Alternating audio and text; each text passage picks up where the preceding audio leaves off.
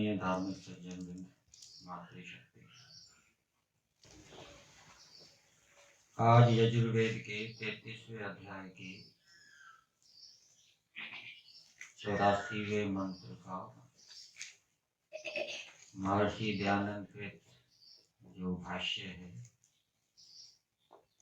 उसके ऊपर विचार करेंगे। मंत्र है अदब्धेभिः सवितः पायुभिः स्वं शिवेभिः अद्य परिपाहि नो भयं हिरण्यजिह्वः सुविताय नव्यसे रक्षामाकीर्णो अघशंसा ईशत। इस मंत्र का देवता है सविता। सविता नाम परमेश्वर का भी है और यहाँ पर सविता से राजा लिया गया है। राजा कैसा होना चाहिए, राजा के क्या कर्तव्य कर्म हैं, वो इस मंत्र के अंदर बताए गए हैं। तो इस मंत्र के भावार्थ में दिया है, राजाओं की योग्यता यह है कि सब प्रजाओं के संतानों को ब्रह्मचर्य, विद्यादान और स्वयंवर विवाह करा के डाकुओं से रक्षा करके उन्नति करे। तो जैसे परमेश्वर सबकी उन्नति चाहता है और उन्नति करने के लिए भी परमेश्वर ने अनेक अवसर प्रदान किए हैं, साधन प्रदान किए हैं, व्यवस्थाएं बनाई हैं। इसी प्रकार से राजा को भी अपने देश के अंदर, राज्य के अंदर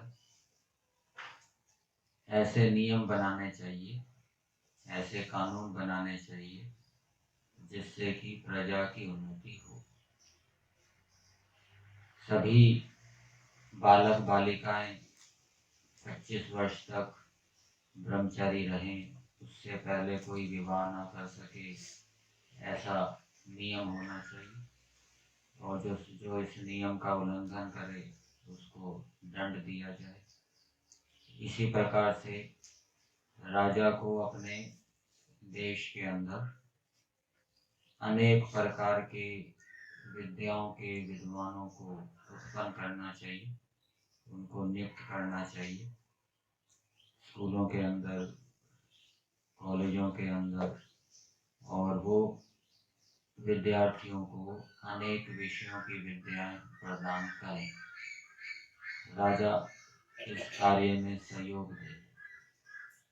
और ये भी राजा का नियम होना चाहिए कि यदि कोई स्वयंवर विवाह करता है, अपनी इच्छा से वर को चुनती है कोई कन्या, और उसके घर वाले यदि केस कर देते हैं तो सरकार की ओर से वो मान्यता दी जाए स्वयंवर विवाह की, कोई केस इस प्रकार से ना कर सके। और डाकुओं से रक्षा करे। राजा का ये भी कर्तव्य है कि वो प्रजा की डाकुओं से रक्षा करे। कोई डाकू डकैती डालता है तो उसको कठोर दंड दे, जिससे कि दूसरे डाकुओं की दोबारा डकैती डालने की हिम्मत ना हो। ये राजा को अपने देश के अंदर ऐसा करना चाहिए। ईश्वर भी ऐसा ही है। ईश्वर भी चाहता है कि सभी जो सृष्टि के अंदर बालक बालिकाएं हैं वो ब्रह्मचर्य का पालन करें। ब्रह्मचर्य का पालन करके 25 वर्ष के बाद विवाह करें। और ऐसा ही उपदेश परमेश्वर ने वेदों में दिया है।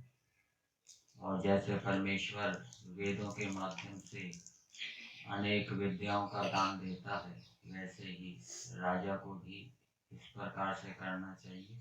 परमेश्वर भी सबका राजा है, और जैसे परमेश्वर के कानून में, वेद के अंदर स्वयंवर विवाह का विधान किया गया है, ऐसे ही जो देश का राजा है उसके संविधान में भी स्वयंवर विवाह का विधान होना चाहिए, उसकी अनुमति होनी चाहिए।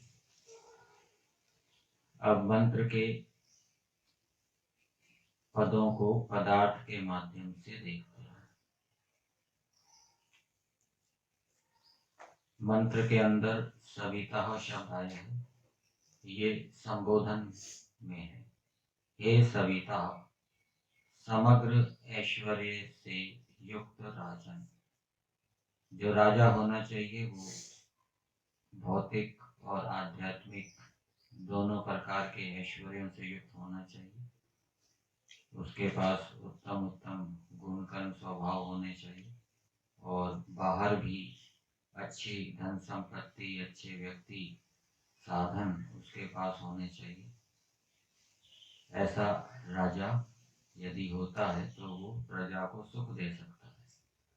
और यदि राजा ऐश्वर्य से युक्त नहीं है, धन संपत्ति उसके पास नहीं है, अच्छे व्यक्ति उसके पास नहीं है, विद्या उसके पास नहीं है, उत्तम उत्तम गुण कर्म स्वभावों से युक्त नहीं है, तो वो प्रजा का अच्छी प्रकार से पालन नहीं कर पाएगा, प्रजा को विशेष सुख नहीं दे पाएगा। तो ये वेद की आज्ञा है कि ऐसे राजा को बनाना चाहिए जो भौतिक दृष्टि से भी और आध्यात्मिक दृष्टि से भी संपन्न हो। तो ऐसे राजा को संबोधित करते हुए कहा जा रहा है, हे राजन, तुम आप अद्य आज अदब्दे भी न बिगाड़ने योग्य।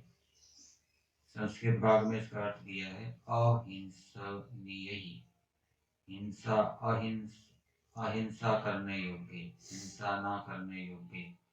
ऐसे शिवे भी मंगलकारी वायु भी अनेक प्रकार के रक्षा के उपायों से हमारी गयम प्रजा की परिपाही सब ओर से रक्षा की। तो राजा के पास कुछ व्यक्ति जा रहे हैं, राजपुरुष, और वो राजपुरुष राजा को निवेदन कर रहे हैं कि आप हमारी प्रजा की अहिंसनीय उपायों से रक्षा करें, मंगलकारी उपायों से आप हमारी रक्षा करें, प्रजा की रक्षा करें। तो वो अहिंसनीय मंगलकारी उपाय कौन से हैं? ब्रह्मचर्य, ये भी अहिंसा है, ब्रह्मचर्य का पालन करना अहिंसा है। तो राजा अपने देश के अंदर ऐसे कानून बनाए जिससे कि कोई व्यभिचार करे, बाल विवाह करे तो उसको कठोर दंड दिया जाए। सभी जो बालक बालिकाएं हैं, युवावस्था के बाद ही ब्रह्मचर्य से युक्त होकर, विद्या से युक्त होकर विवाह करें। ये जो कानून है ये अहिंसनीय है, अहिंसा से युक्त है। ये जो कानून है शिव है, मंगलकारी है, मंगल को करने वाला है ये उपाय। तो ऐसा कानून राजा को अपने देश के अंदर, राष्ट्र के अंदर बनाना चाहिए। इसी प्रकार से कोई लड़ाई झगड़ा करता है, तोड़फोड़ करता है, आंदोलन करता है, प्रजा की हानि पहुंचाता है, देश के साधनों की हानि पहुंचाता है, अन्यायपूर्वक कष्ट देता है दूसरों को, तो उसके लिए भी कठोर दंड होना चाहिए। ये भी अहिंसनीय उपाय है। तो इससे क्या है, प्रजा की रक्षा होगी। इसी प्रकार से कोई बेईमानी करता है, झूठ बोलता है, धोखा देता है, तो उसके ऊपर भी केस होना चाहिए, उसके ऊपर दंड का विधान होना चाहिए। तो ये अहिंसनीय उपाय है, ये शिव उपाय है, ये प्रजा का मंगल करने वाला उपाय है। तो ऐसे कानून को बनाने से प्रजा की रक्षा होती है। इसी प्रकार से कोई चोरी करता है, डकैती डालता है, तो उनके ऊपर भी केस होना चाहिए, उनके ऊपर कठोर दंड का विधान होना चाहिए। तो प्रजाएं चोरी ना करें, मेहनत ईमानदारी से काम करें, ऐसे उपाय करने चाहिए, कठोर दंड का विधान करना चाहिए, और ये जो उपाय है ये कल्याणकारी है। इसी प्रकार से देश के अंदर जो प्रजाएं हैं उनको अच्छी शिक्षा देनी चाहिए, उनको बताना चाहिए कि आप अपनी आवश्यकताओं को कम से कम करो, साधनों को कम से कम करो, अधिक साधनों के उपयोग से, अधिक आवश्यकताओं के उपयोग से क्या क्या दोष होते हैं उनको बताया जाए। और कई लोग जो व्यापारी होते हैं वो जमाखोरी कर देते हैं, ठीक है, उनके विरुद्ध भी कानून हो जिससे कि कोई जमाखोरी करे तो उसको दंड दिया जाए। तो ऐसे जो उपाय हैं ये अहिंसनीय उपाय है। इन उपायों से देश के अंदर, प्रजाओं के अंदर अच्छा वातावरण बनता है। जो प्रजाएं हैं वो अहिंसा धर्म से युक्त होती हैं, जो प्रजाएं होती हैं वो सत्यवादी होती है, जो प्रजाएं हैं वो व्यभिचार नहीं करेगी, ब्रह्मचर्य का पालन करेगी, जो प्रजाएं हैं वो चोरी डकैती नहीं डालेगी, मेहनत ईमानदारी से काम करेगी। ये यदि कानून होंगे, ये कानून क्या है? शिव हैं, मंगल करने वाले हैं और अहिंसनीय हैं। फिर आगे दूसरी बात बताई, हिरण्यजिह्वा, ये राजा का विशेषण है।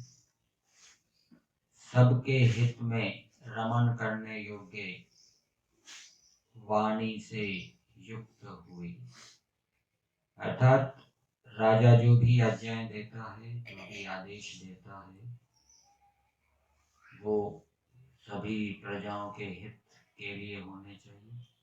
कोई ऐसा उसका आदेश वाणी रूप में, आज्ञा वाणी रूप में ऐसी नहीं होनी चाहिए जिससे कि प्रजा का हित हो, अहित हो।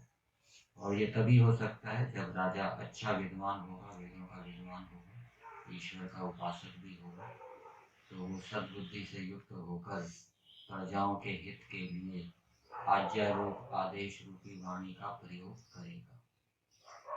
तो हिरण्यजिह्वा, सबके हित में रमण करने वाली वाणी से युक्त हुए हे राजन, नव्यसे अति क्षय कर नवीन सुविताए ऐश्वर्य के अर्थ हमारी रक्षा कीजिए। प्रजाएं देश के अंदर, राष्ट्र के अंदर जो नौजवान हैं वो नई नई विद्याओं को सीखें, अध्यात्म संबंधी विद्याएं अथवा भौतिक विद्याएं, गणित के क्षेत्र में, विज्ञान के क्षेत्र में, भूगोल के क्षेत्र में, खगोल के क्षेत्र में, भूगर्भ के क्षेत्र में, कृषि विज्ञान के क्षेत्र में जो जो नए नए इनोवेशन हो रहे हैं, नई नई विद्याएं आ रही है, उनको सीखने के लिए राजा क्या है, अपने कोष से धन का व्यय करे और ऐसे ऐसे प्रतिष्ठान स्थापित करें, वहाँ पर विद्वानों को नियुक्त करें जो कि देश के नौजवानों को नई नई विद्याओं को सिखाएं। इसी प्रकार से नए नए गुणों को धारण करने की प्रेरणाएं देने के लिए भी अध्यापक, विद्वान नियुक्त होने चाहिए, जिससे कि प्रजाएं अच्छे अच्छे नए नए गुणों से युक्त हो। किस प्रकार से वाणी का प्रयोग करना है, उत्तम से उत्तम वाणी का प्रयोग कैसा होता है, वो नई नई विद्याएं सीख के विद्वान लोग दूसरे मनुष्यों को, विद्यार्थियों को, बालकों को सिखाएं। इसी प्रकार से और भी जो गुण होते हैं, शौर्य, धैर्य, साहस, पराक्रम आदि नए नए गुणों को खोज करके फिर उनको धारण करके विद्वान लोग दूसरे विद्यार्थियों को भी धारण कराएं। तो इस प्रकार से नए नए ऐश्वर्य के लिए राजा उनकी रक्षा करे, अर्थात ऐसी व्यवस्थाएं बनाए, ऐसे कानून बनाए जिससे कि ये ऐश्वर्य, भौतिक ऐश्वर्य और आध्यात्मिक ऐश्वर्य देश के अंदर, राष्ट्र के अंदर शीघ्रता से उन्नति प्रगति करे। फिर आगे तीसरी बात बताई है, जिससे अघशंसः, दुष्ट और दुष्ट चोर हम पर न ईशत समर्थ व शासक हो। तो जब देश के युवक, देश के मनुष्य नए नए ऐश्वर्य से युक्त होंगे, अनेक विद्याएं उनके पास होगी, अच्छे अच्छे उत्तम गुणों से युक्त होंगे, तो कोई दुष्ट चोर उनके ऊपर हावी नहीं होगा, उनका शासक नहीं होगा, अपितु वो दुष्टों के ऊपर शासन करने वाले होंगे, उनको अपने नियंत्रण में, अपने वश में करने वाले होंगे। तो ये कुछ बातें मंत्र के अंतर, जो अधिकारी व्यक्ति हैं, राजा व्यक्ति हैं, जिनके नीचे अनेक व्यक्ति कार्य करते हैं, उनको अपने नीचे कार्य करने वालों के कल्याण के लिए क्या क्या करना चाहिए, कैसे कैसे नियम बनाने चाहिए, ये मंत्र के अंदर बताया है।